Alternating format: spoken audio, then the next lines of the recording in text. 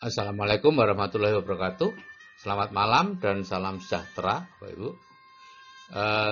Malam ini saya akan menyampaikan tentang hukum-hukum alam. Ya. Bapak Ibu, hukum-hukum alam itu seperti ini. Ya. Manusia yang cerdas setelah membangun perusahaan akan menciptakan aturan-aturan dan hukum-hukum yang kemudian dikenal sebagai sistem. Nah, kemudian perusahaan bisa berjalan autopilot dan dia bisa mengerjakan hal-hal lain. Hanya dalam kondisi darurat saja dia turun tangan. Nah, Tuhan itu maha cerdas. Jadi setelah menciptakan semesta, apa yang mungkin kemudian dia mengaturnya sendiri seperti dalam film-film Almighty Bruce atau Almighty Event, ya.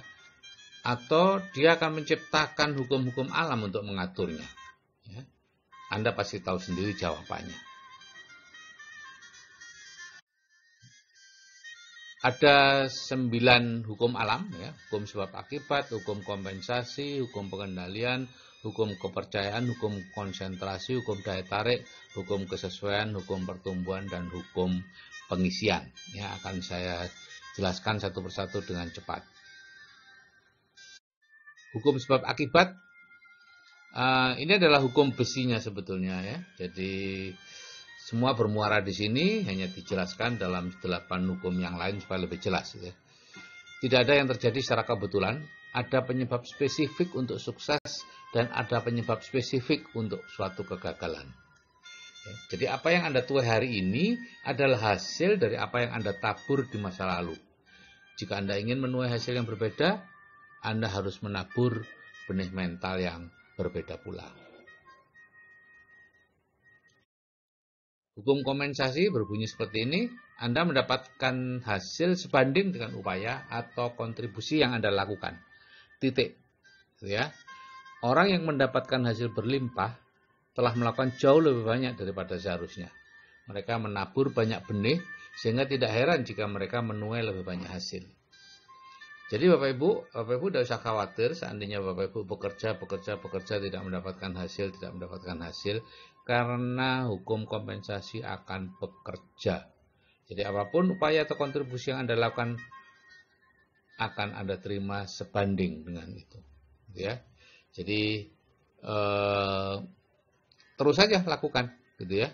Terus saja lakukan. Semakin banyak Anda melakukan, nantinya akan semakin banyak yang akan Anda dapatkan. Hukum pengendalian berbunyi seperti ini Bapak Ibu, ya. Jika pikiran dan kehidupan Anda tidak berada di bawah kendali Anda sendiri, maka akan muncul stres, kegelisahan, ketegangan yang menyebabkan berbagai penyakit. Jadi Bapak Ibu, yang penting itu bukan rangsangan dari luar, tapi persepsi dan tanggapan kita atas rangsangan itu yang lebih penting.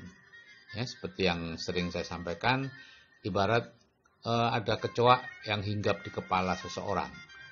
Maka bukan hinggapnya kecoa itulah yang penting, tapi bagaimana reaksi dia terhadap hinggapnya kecoa itu yang penting. Apakah dia lari kemudian membentur tembok dan celaka sendiri, lari membentur orang lain dan mencelakakan orang lain, atau dia kemudian menangkap si kecoa, membuangnya, atau mungkin malah memakannya.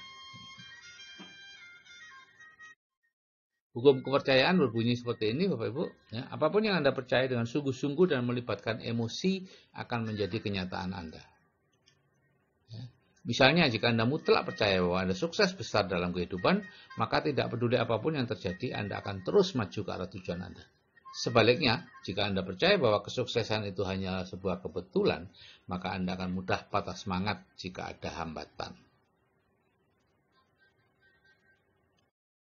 Hukum konsentrasi, semakin Anda memikirkan sesuatu, semakin besar kapasitas dan energi mental yang Anda curahkan pada hal itu.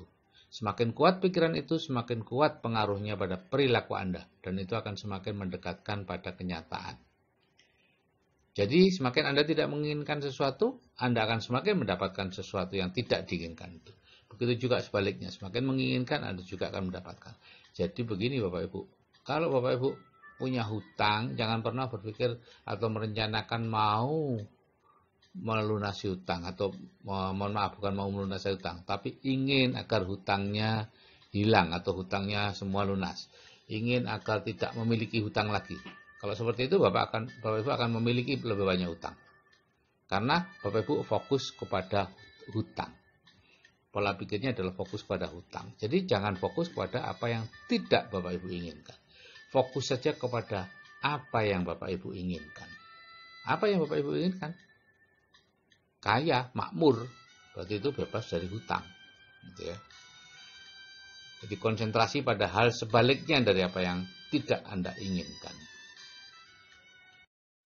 Hukum daya tarik berbunyi, Anda adalah magnet hidup yang menarik ke dalam hidup Anda orang-orang atau situasi yang serasi dengan pemikiran dominan Anda. Jadi di sini pikiran Anda menciptakan suatu medan energi yang bergetar pada kecepatan yang ditentukan oleh tingkat emosi yang menyertai pemikiran tersebut. Ini ada Map of Conscious dari David R. Hawkins ya. Level-level minimum, level energinya 200 yaitu berani. Netralitas itu 250, kemauan 310. Jadi usahakan Bapak Ibu selalu berada dalam kondisi power, bukan force. Kalau misalnya sedang marah, atau sedang merasa sombong, atau ingin, atau takut, segera mengalihkan kepada level power, gitu ya. Sukacita, kedamaian, pencerahan, penerimaan, dan sebagainya. Segera berpindah. Kalau merasa marah gitu, segera aja Bapak Ibu nge-save atau Bapak Ibu memikirkan hal-hal yang menyenangkan, gitu ya. Memikirkan hal-hal yang menyenangkan dan berusaha memahami. Ya, itu berpikir itu energinya 400. Hukum kesesuaian mengatakan dunia di luar Anda merupakan cerminan dari dunia di dalam diri Anda. Sikap orang lain kepada Anda merupakan cerminan dari sikap Anda terhadap mereka. Dengan siapa Anda bergaul dan berteman menggambarkan siapa diri Anda sebenarnya. Burung yang warna bulunya sama akan berkumpul bersama-sama.